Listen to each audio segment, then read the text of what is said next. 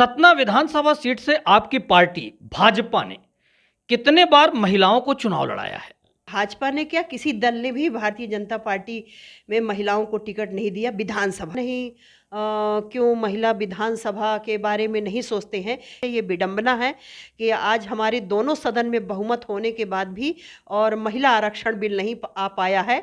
दोस्तों नमस्कार, मैं रम्मू सिंह। आज हमारे स्टूडियो में पूर्व महापौर और भाजपा से जुड़ी हुई बिमला पांडे जी आई हैं। आपका बहुत बहुत स्वागत है। जी नमस्कार, धन्यवाद आपका भी। आप महिला हैं, आपसे मैं सिर्फ महिलाओं से संबंधित आज प्रश्न पूछूंगा। सतना विधानसभा सीट से आपकी पार्टी भाजपा ने कितने बार महिलाओं को चुनाव लड़ाया है? देखिए, अभी जहाँ तक मैं 92-94 से भाजपा राजनीति में सक्रिय हूँ, तो और उसके 8-10 साल, मतलब लगभग मेरे को यहाँ से 40-44 साल हो गए सतना आए शादी होके। तो तब से लेके अब तक में तो भाजपा ने क्या, किसी दल ने भी भारतीय जनता पार्टी में महिलाओं को टिकट नहीं दिया, विधानसभा की टिकट।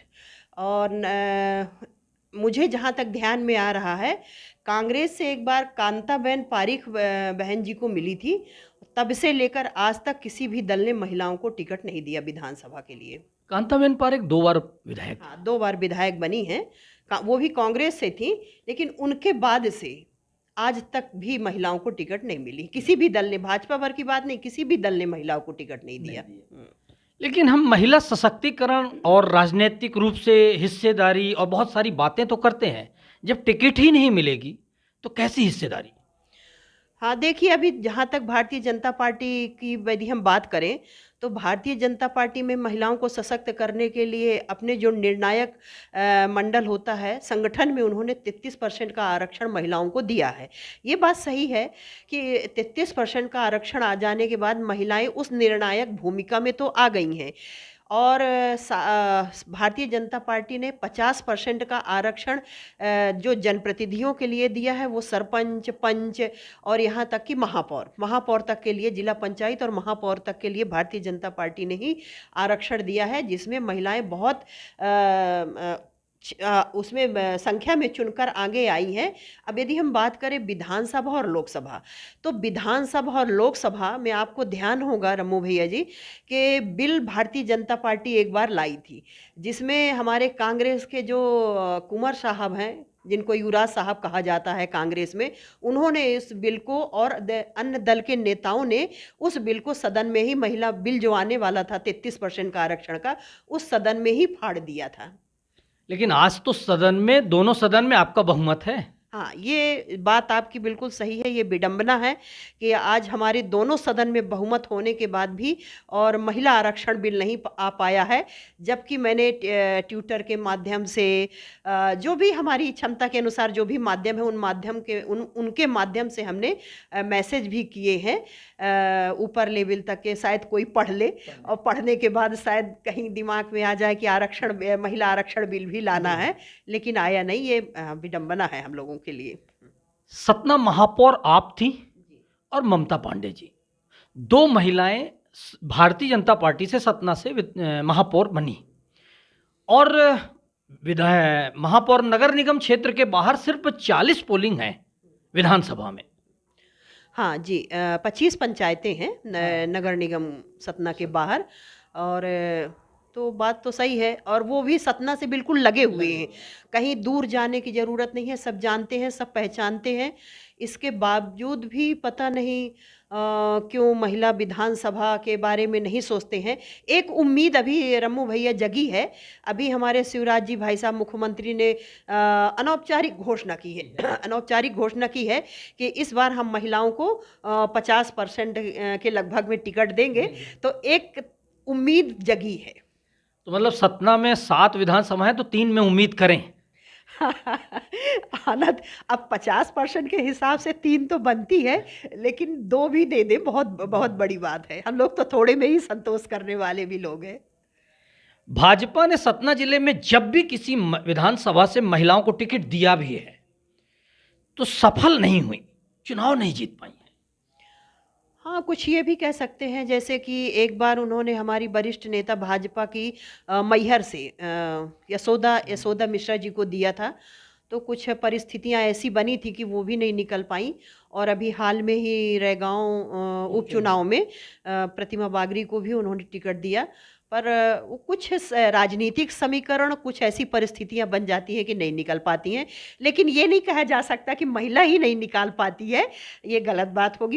यदि ये कहे कि महिला भर नहीं निकाल पाती है, पुरुष भाई भी नहीं निकाल पाते हैं, उनकी भी सीटें नहीं निकल पाती हैं। तो ये तो लेकिन कांग्रेस, बहुजन, अन्य दलों से महिलाएं जीत रही हैं, बीजेपी से नहीं जीत पाती, इसका कोई कारण?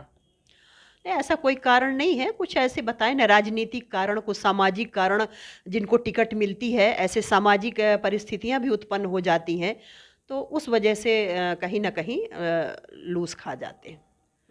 20 साल सत्ता में रहने के बाद भारतीय जनता पार्टी को लाडली बहना जैसे 1,000 रुपए देने पड़ रहे हैं, इसको हम किस विकास के दृष्टिकोण से देखें? देखिए, ये विकास का दृष्टिकोण इसको नहीं कह सकते हैं। इसको हम अपने भारतीय जनता पार्टी और सम्मानीय मुख्यमंत्री की एक संवेदना बतौर कह सकते हैं। ये किसी विकास के लिए नहीं, ये तो 20 साल बाद संवेदना जागती हैं। नहीं, देखिए, जब योजनाएं हैं धीरे धीरे बनती हैं, धीरे धीरे दिमाग में आती हैं। सारी योजनाएं एक साथ तो दिमाग में नहीं आती। जैसे लाडली लक्ष्मी, जब देखा उन्होंने कि हमारे प्रतिशत बहनों का, लड़कियों का घट रहा है, तो उस हिसाब से उन्होंने एक मनोबल बढ़ाने के लिए, कोई 1000-500 में किसी का कुछ हो नहीं जाता है, लेकिन उन्होंने एक मनोबल बढ़ाने के लिए उस समय लाडली लक्ष्मी योजना, आप देखते होंगे, आंकड़े भी देखते सुनते हैं कि आज लाखों लाखों लाडली लक्ष्मी बहनाएं बन गई हैं। इसी तरह से ये लाडली बहना के लिए हमारे सम्मानीय मुख्यमंत्री ने दिया है। आज जिसके पास रोज कमाओ और रोज खाओ की स्थिति है, यदि उस बहन को, हम लोग तो उस क्राइटेरिया से बाहर है, लेकिन जिस बहन के लिए 1,000 रुपए प्रति माह मिलते हैं, तो वो बहन का कहीं ना कहीं एक उम्मीद की किरण। जैसे एक उदाहरण मैं बताऊं, मेरे यहाँ एक काम करने वाली मेरी सहेली है, या जो भी कह लीजिए, हम कभी अपने यहाँ जो काम करती हैं उनको बहुत बाई वाई कह के नहीं बुलाते, एक सहयोगी बहन कह के बुलाते हैं। क्योंकि तो वो सहयोगी बहन से ही आज हमने पूछा कि क्यों तुम्हारा खाते में लाडली बहन का पैसा आ गया। उन्होंने हंसते हुए जवाब दिया कि हाँ, कल ही भाभी आया है और मैंने जाके गैस भरा लिया है। तो ऐसा उन्होंने उम्मीद दिया हंसते हंसते, और ये भी बोला कि यदि ये नहीं आया होता 1,000 रुपये भाभी, तो मैं अभी 2-4 दिन और गैस में खाना बनाती, उसमें चूल्हे में खाना बनाती। तो देखिए, कहीं ना कहीं इस तरह की बहनों के लिए एक सहारा तो बना है। और अपना, जब अपने हाथ में एक अपना खुद का पैसा रहता है तो एक मनोबल बढ़ा रहता है। लेकिन 400 रुपए वाला गैस 1150 रुपए हो गया है। देखिए रमू भैया, ये आप भी जानते हैं और हम भी जानते हैं कि ये जो सीएनजी जैसे है, चाहे पेट्रोल हो चाहे गैस हो, ये हमारे यहाँ की नहीं, कहीं ना कहीं हमको बाहर से लेना भी पड़ता है।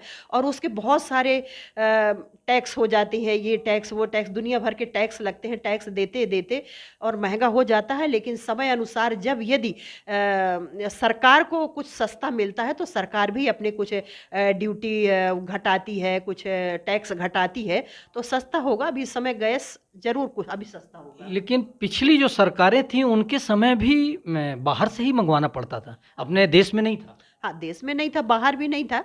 लेकिन अब कुछ ना कुछ तो ऐसी परिस्थितियां हुई होंगी कि आप लोगों ने जितने आंदोलन गैस को लेके 2-4-5 रुपए बढ़ने पे किए हैं, उस हिसाब से अगर सोचें तो 750 बहुत होता है।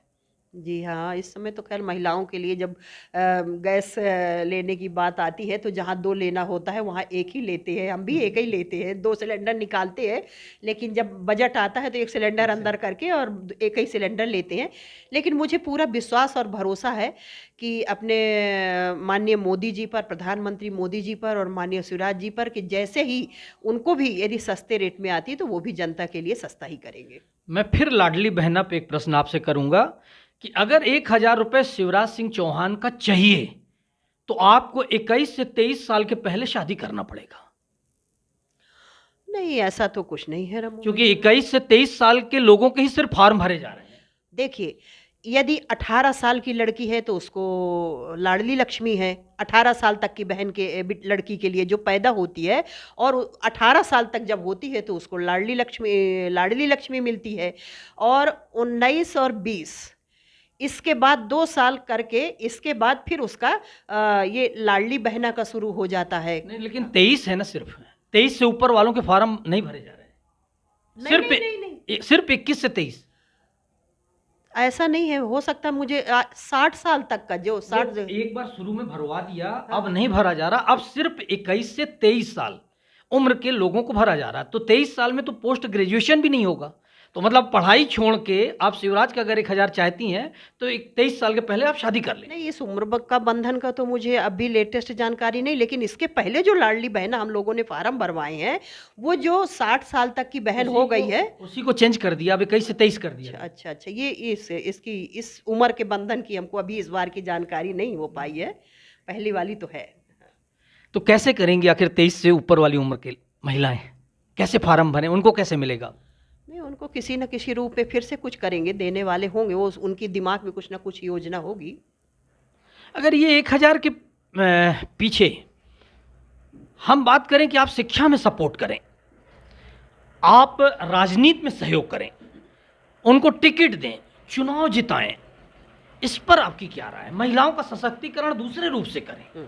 आप सही बोल रहे हैं। ये जो 1000 जो दे रहे हैं और जिनको दे रहे हैं उनको देते रहें, उनकी बहुत आवश्यकता है, उनके लिए बहुत ही आवश्यकता है, क्योंकि 1000 उन बहनों के लिए बहुत महत्व की बात रहती है, बहुत उस चीज़ का बहुत सारी वो कल्पनाएं पाल लेती हैं, बहुत सारी कल्पनाएं बना लेती हैं उस चीज़ के लिए। हाँ, इसके साथ साथ शिक्षा के लिए बहुत कंपलसरी होना चाहिए, स्वास्थ्य के लिए भी होना चाहिए। मेरे हिसाब से, जहाँ तक मेरा विचार, अपना खुद का विचार है, यदि कुछ फ्री ही करना है तो शिक्षा और स्वास्थ्य में भरपूर फ्री कर दें, सारी सुविधाएं कर दें, तो उसका लाभ अच्छा मिलेगा। और जब शिक्षित हो जाएंगे लोग तो अपने आप वो अपने पैरों पर खड़े होकर आगे बढ़ेंगे। जहां भी कहीं पीड़ित होने की बात आती है तो महिला ही पीड़ित क्यों होती है? चाहे दहेज हत्या की बात हो, चाहे प्रेम जाल में फंसाने के बाद हत्या की बात हो, अब आदिवासी महिलाओं को ग्रामीण अंचल में डायन कह के मारने की बात हो, महिला ही हर जगह पीड़ित क्यों होती है? क्योंकि मैंने आपसे कहा था कि मैं महिलाओं के सिर्फ सवाल करूंगा। नहीं, ये बात हम आपके बातों से बिल्कुल पूर्णतः सहमत हैं कि आज महिला ही प्रताड़ित हो रही है, लेकिन अब कहीं कहीं प्रताड़ित पुरुषों का भी होना शुरू हो गया है। जैसे जैसे महिलाओं की जागृति आ रही है, जागृत हो रही हैं, आगे बढ़ रही हैं, वो वैसे वैसे वो अपने अधिकारों को तो समझ रही हैं, लेकिन कर्तव्यों को नहीं समझ रही हैं। वो अधिकार ज़्यादा समझ जाती हैं, और अधिकार जब ज़्यादा समझ जाती हैं तो वो पुरुषों को भी प्रताड़ित करने लगती हैं। ये ठीक बात नहीं है। हमें महिलाओं के प्रताड़ना, जो प्रताड़ित जैसे भी जिस तरह भी होती है, उस प्रताड़ना को अपने सामाजिक तौर पे, प्रशासनिक तौर पे, शासनिक तौर पे और कड़े नियम बना के, कड़े कानून बना करके, और उसको मतलब कड़े कड़ाता के साथ उसको लागू करके और नियम फॉलो करा के इसको रोकना चाहिए। और ये बात सही है कि हर जगह महिलाएं ही प्रताड़ित, ज़्यादातर 80% महिलाएं ही प्रताड़ित हो रही हैं, ये रुकना चाहिए। एक आखिरी सवाल, हमारे देश में महिलाओं को लेकर लोगों का नजरिया कब बदलेगा? महाराष्ट्र सरकार के एक मंत्री या विधायक ने अभी एक बयान दिया था कि शिवसेना नेता आदित्य ठाकरे ने एक महिला की खूबसूरती देखकर उसे राज्यसभा भेजा है, ऐसा उसने सार्वजनिक बयान दिया है। अब कौन क्या बयान दे देता है, किस मूड में रहता है, ये सब ठीक बात नहीं है। कोई खूबसूरती और कुछ इसके आधार पर नहीं, महिला की योग्यता के आधार पर उसको देना, हर जगह भेजना चाहिए, चाहे वो शिक्षा के क्षेत्र में हो, डॉक्टरी के क्षेत्र में हो, राजनीतिक क्षेत्र में हो, राज्यसभा हो, विधानसभा हो, लोकसभा हो, जहाँ कहीं भी यदि महिला योग्य है तो उसको भेजना चाहिए। और उसको सभी पुरुष भाइयों को, सभी को लग के, चूँकि अभी नए क्षेत्र में जाने के लिए कहीं ना कहीं कमज़ोर थोड़ा होती हैं, तो इसलिए सबको लग के उस क्षेत्र में उनको मजबूत बनाना चाहिए, यही मेरा कहना है। लेकिन ये जिम्मेदार लोग ऐसे गैर जिम्मेदाराना बयान देते हैं सार्वजनिक रूप से, आखिर उनका नजरिया, इससे नहीं पता चलता कि महिलाओं के प्रति इनका नजरिया क्या है?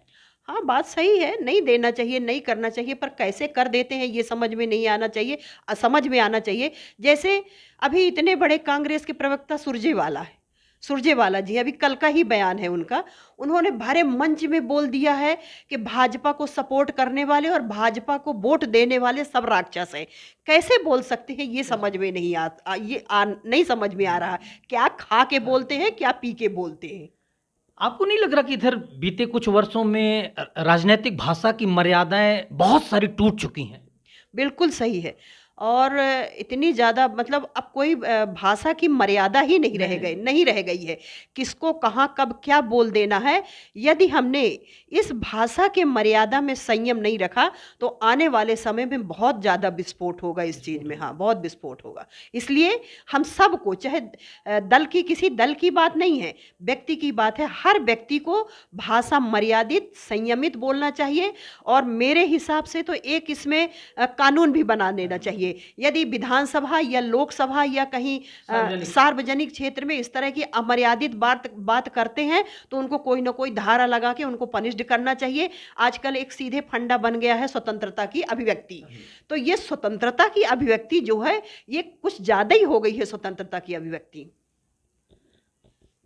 आप अपनी टिकट की अब बात कर लें कि आप आशान्वित हैं कि आपको इस बार टिकट मिलेगी? देखिए, जहाँ तक टिकट की बात है तो महिला आरक्षण तो नहीं है कि मैं कह दूं कि हाँ मुझे मिलेगी।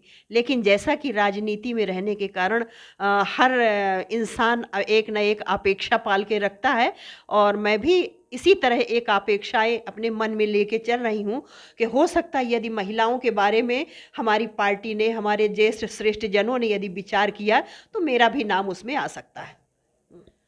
अगर आपको टिकट मिलती है और चुनाव जीतती हैं तो सबसे पहले काम किसको प्राथमिकता देंगी?